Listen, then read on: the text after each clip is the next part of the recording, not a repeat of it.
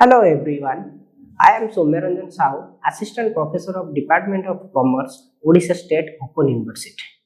Now I am going to discuss about the interesting subject that is tax consideration and financial management decision, which is comes under the capital structure of a company, which is comes under your Unit 11 PCO 104 Corporate Taxation.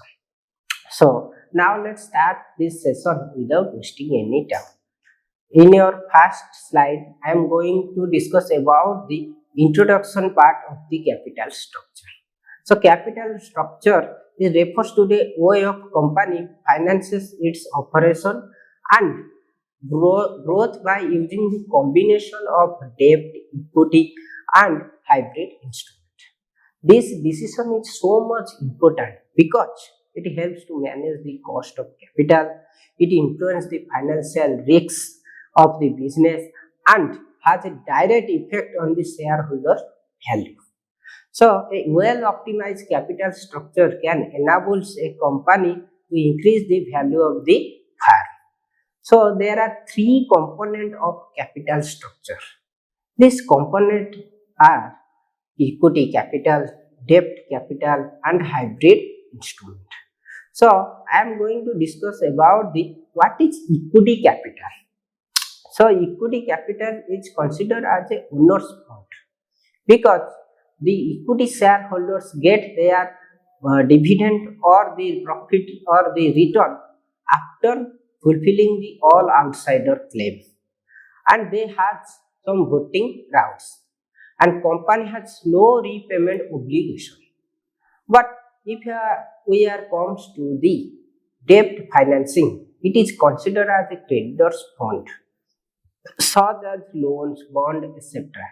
And the debenture holders requires fixed rate of payment but offers a tax advantage. Interest is tax deductible. Debt does not dilute ownership but increases financial risk. Then I am coming to the point of hybrid instrument. So hybrid, we call it is a hybrid instrument because it consists two features, that is equity feature and the debenture or debt feature.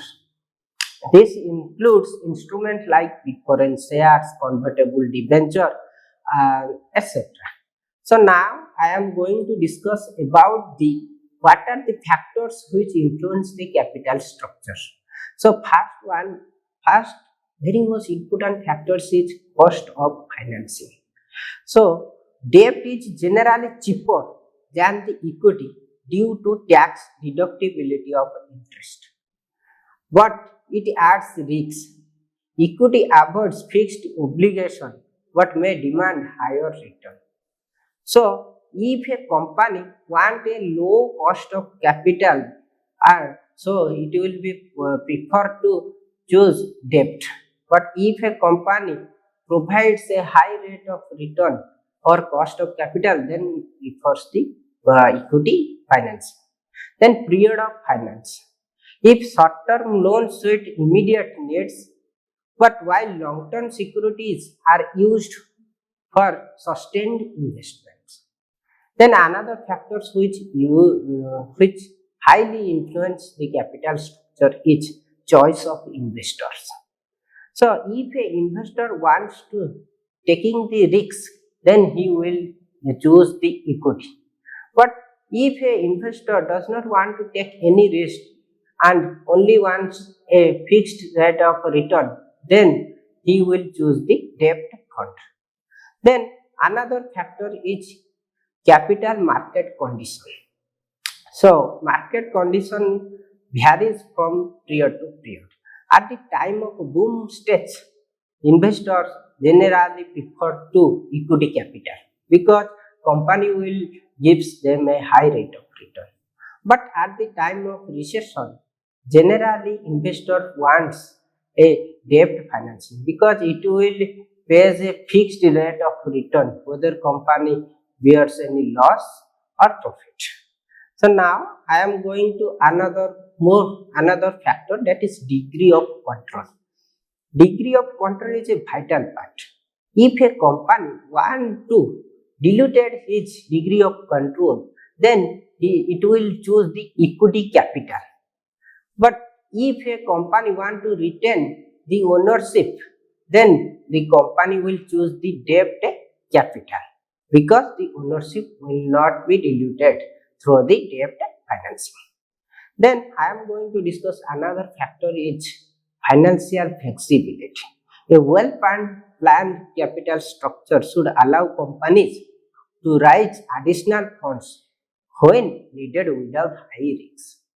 Then trading on equity. It is a most vital part because in this part we know about the how a equity shareholder who gets benefit from by using the debt financing.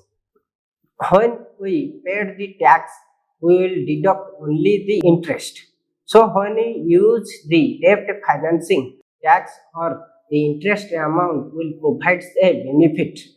So that the benefit which is gets through debt financing and which is gets the premium amount from the debt financing, this premium amount or premium profit will be enjoyed by the equity shareholders. That is called trading on equity.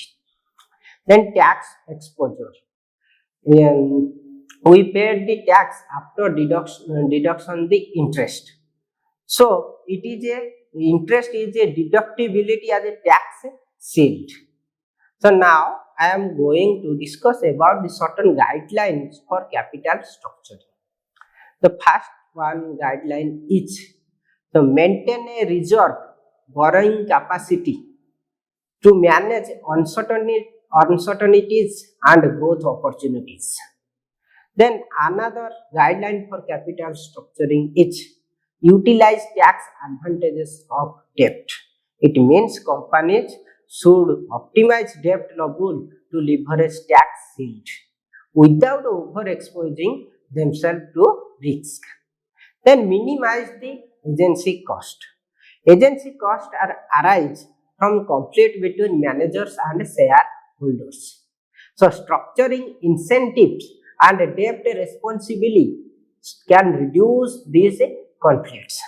Then align financial policy with strategy.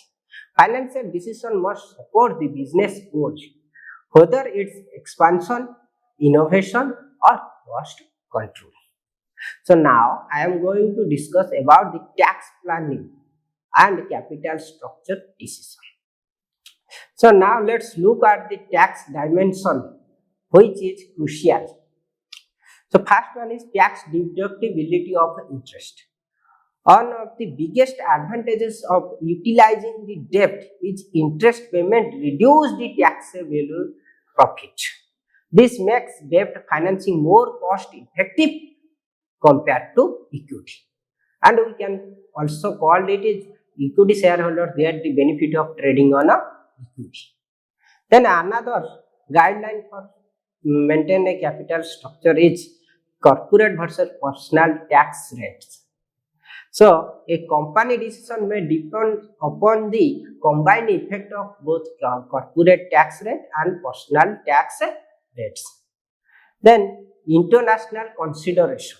In a global business, tax laws vary by country.